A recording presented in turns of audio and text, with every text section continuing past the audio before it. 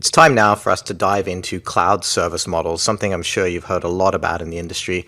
And before we jump into infrastructure as a service, platform as a service, all these PaaS, SaaS acronyms that you hear about, I thought it'd be good to kind of show you this one slide, first of all, just pizza as a service. And this came from a LinkedIn post from Albert Barron at IBM, and I thought this was just a great way for you to think about the as a service concept that is sweeping the industry right now.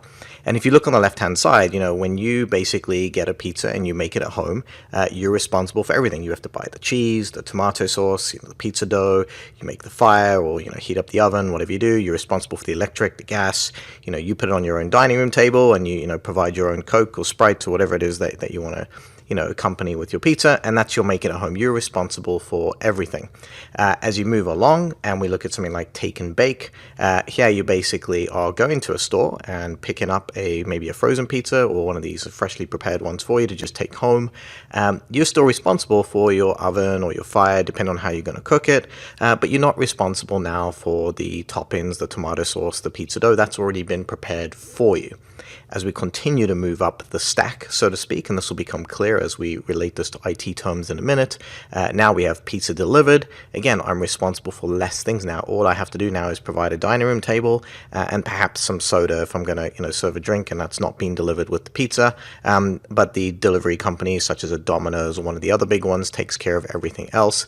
And then finally, my last option, all in, dined out, complete as a service. I'm going to a restaurant and everything is provided for me.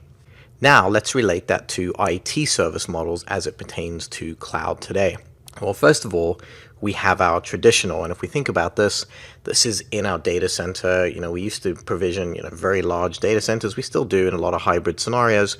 But let's say we put in a workload on premises in that data center. You're responsible for everything: the networking, the storage, the servers, virtualization. Maybe you've got a VMware layer there. You're still responsible for the operating system, Windows or Linux, some middleware that runs on top of there, some runtime that runs on top of there, the data and, the applications as a whole. So you're responsible for the entire stack, right down to the data center itself, including like the power, the cooling, everything else that's in there.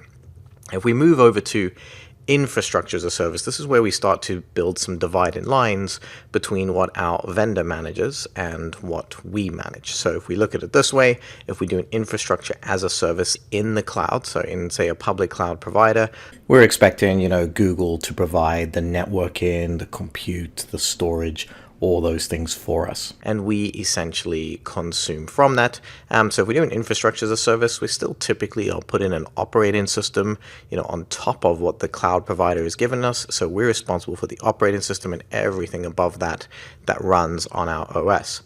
Take it up another level to platform as a service. Again, less and less of the items in the stack we are now responsible for. The big one here being the big benefit of platform as a service is the fact that we don't have to manage an operating system. Enterprises spend a lot of time, maintaining Windows, Linux, patching vulnerabilities in those operating systems when really they want to focus on just running their applications.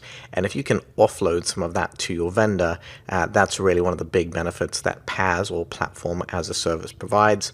And then finally, we have software as a service, where everything's provided for us. Don't get me wrong, you still have to manage your data and the applications in some of these SaaS, services. So if you take like a ServiceNow or Salesforce is a great example, where, you're going in there and doing all your lead generation and sales generation activities there. You're still, entering data in there, but you're not responsible for the application itself. Salesforce is a good example. ServiceNow is another. Are completely managed for you when you choose the SaaS versions of those applications. So you can quickly see the benefits there. And sometimes you pay more for PaaS services and SaaS services. That's fairly typical. The vendor might add on a premium because they're providing and managing all these things for you. But the benefits to your business are immense because you don't really have to worry about those things. You can focus on what actually makes your business money if you're not in the business of IT. Now, before we end off here, and we are going to hit back on these a little bit later on, it's helpful to think about some of the common scenarios. So when we think about infrastructure as a service, this is typically used for migrating workloads, maybe lifting and shifting VMs from on-premises into the cloud.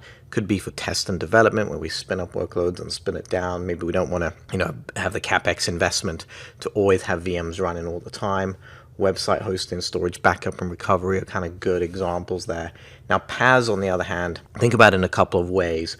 One, it could be that we're using PaaS services as a development framework.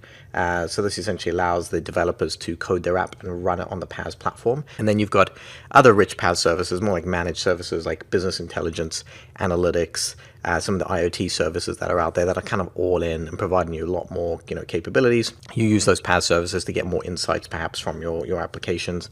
And then SaaS, another good one just to end off would be like Office 365, Skype. I mentioned kind of, Salesforce and ServiceNow already. So try to think of it in those terms. Infrastructure as a service, still like your VMs that you typically build, PaaS, richer application, services available, and SaaS kind of all in. And always try to contrast it to the traditional model.